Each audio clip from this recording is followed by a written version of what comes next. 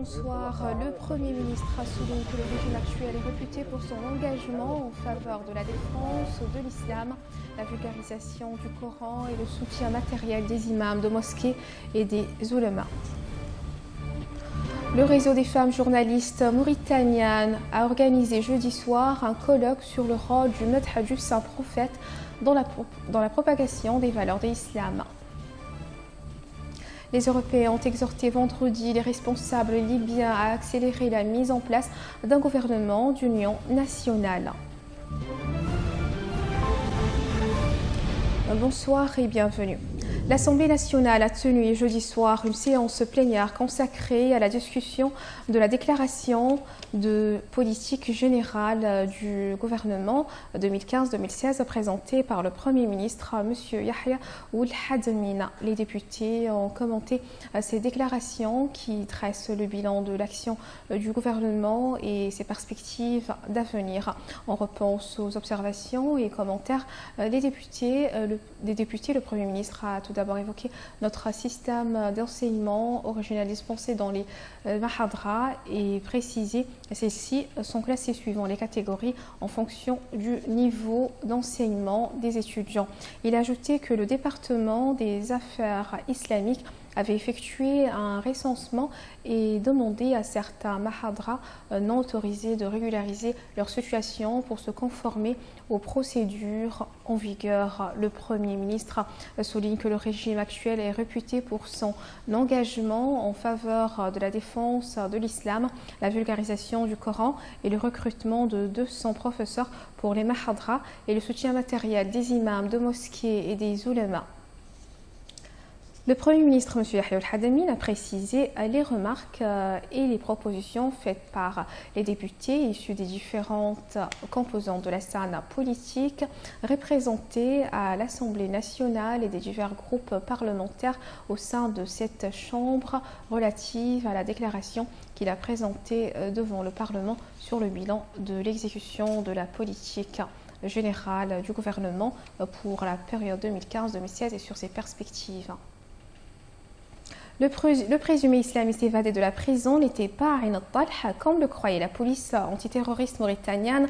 Le prisonnier islamiste Saleh Kolcher, arrêté et condamné à mort pour tentative d'assassinat et terrorisme, est toujours en fuite. Au Sénégal, les forces de sécurité ont arrêté plusieurs dizaines de ressortissants mauritaniens. Ould Saleh avait avoué en février 2011 son implication dans l'attentat raté à la voiture piégée. Le réseau des femmes journalistes mauritaniennes a organisé jeudi soir un colloque sur le rôle du Madh du Saint Prophète dans la propagation des valeurs de l'islam et comment le journaliste doit réagir aux propos portant atteinte au Saint Prophète, paix et salut sur lui, en présence des présidents du syndicat des journalistes mauritaniens, de l'association des journalistes mauritaniens et d'autres personnalités scientifiques et syndicales. Monsieur Mohamed Mahmoud ou Mohamed Ahmed, chargé de mission au ministère des Relations avec le Parlement et la société civile, a dans un mot pour la circonstance souligné le rôle du Madh dans la propagation de l'islam et de ses valeurs sacrées. Le colloque a été animé par la présentation de plusieurs poésies, Madh et d'exposés sur la charia. Le métier de docker au sein des marchés est une activité qui a pris de l'ampleur ces dernières années.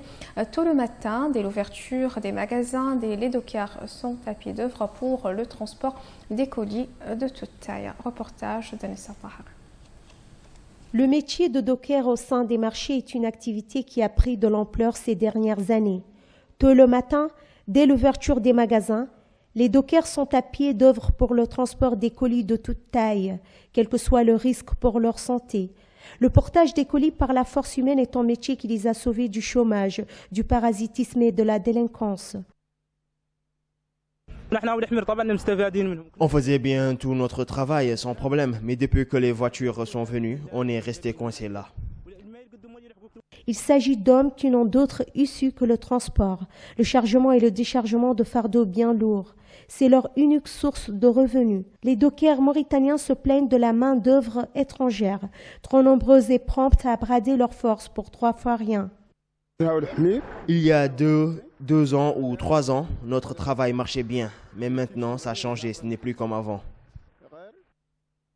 Les dockers mauritaniens travaillent dans des circonstances plus que pénibles, mauvaise paye, absence de toute garantie et de prise en charge en cas de maladie ou d'accident de travail. En plus de la chaleur torride et d'un soleil ardent, il en va de la survie de leur famille. Tant les jeunes se sont rués sur les sites des réseaux sociaux à la faveur de l'apparition des smartphones et de la facilité de l'accès à Internet, si bien que cela est devenu une mode. Adama Oberaono.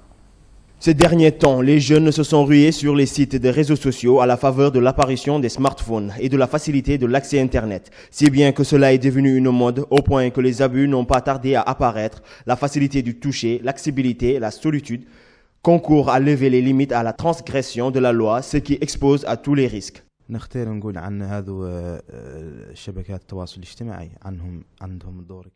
Je veux dire, ces smartphones ont un grand rôle et beaucoup d'autres choses. Mais quand même, il y a des jeunes prudents prenant le soin de s'en servir.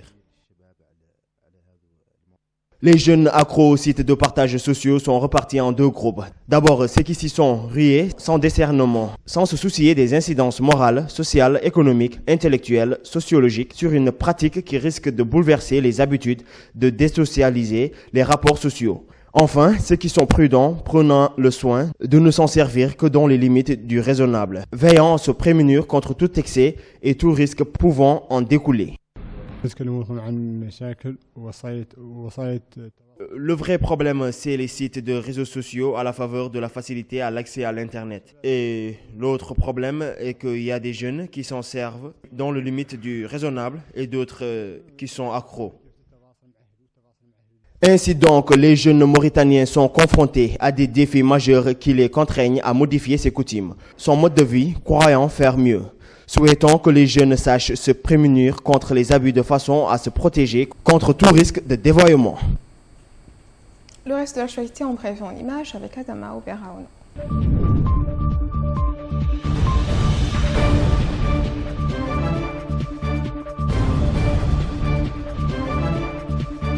Les Européens ont exhorté vendredi les responsables libyens de tous bords à accélérer la mise en place d'un gouvernement d'union nationale au lendemain de 2 attentats meurtriers revendiqués par le groupe État islamique. L'Europe est ici pour montrer qu'elle est unie, pour soutenir les efforts engagés pour trouver une solution politique, a déclaré la chef de la diplomatie européenne, Federica Gamart, près de Tunis. Les Occidentaux s'inquiètent de plus en plus de la présidence du vide politique en Libye, un pays divisé entre 2 pouvoirs rivaux et une multitude de factions et de milices.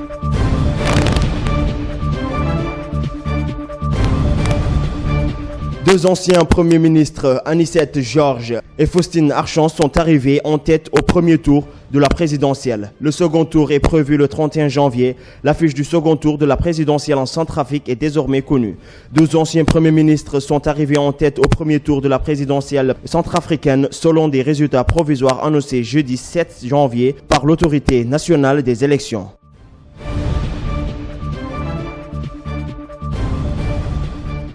Barack Obama a déclaré jeudi qu'il ne fera pas campagne pour des démocrates qui ne plaidaient pas en faveur d'une réforme sur les armes à feu. Le président américain poursuivant ainsi ses efforts visant à faire du contrôle renforcé de ses armes un thème central des élections présidentielles du mois de novembre. Je ne ferai pas de campagne pour, ni ne voterai pour, ni soutiendrai tout candidat, y compris issu de mon propre parti, qui ne se dit pas en faveur d'une réforme de bon sens des armes, dit-il dans une opinion publiée par le New York Times.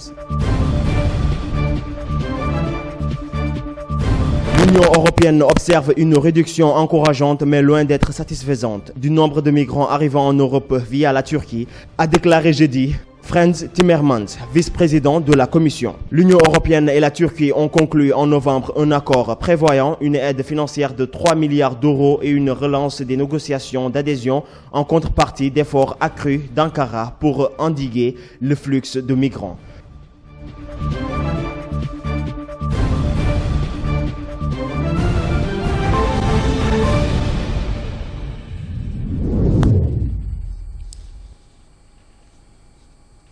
Ce journal est à présent terminé. J'ai le plaisir de vous le présenter juste avant de le quitter, le rappel des titres. Le Premier ministre souligne que le régime actuel est réputé pour son engagement en faveur de la défense de l'islam, la vulgarisation du Coran et le soutien matériel des imams de mosquées et des oulémas. Le réseau des femmes journalistes mauritaniennes a organisé jeudi soir un colloque sur le rôle du Medha du Saint-Prophète dans la propagation des valeurs de l'islam.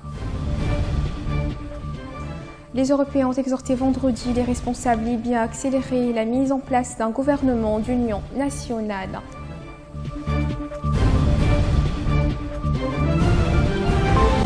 Merci mesdames et messieurs de votre aimable attention. Un grand merci à Mamadou Sall, Bertha Kardam. Restez au programme de l'ordre.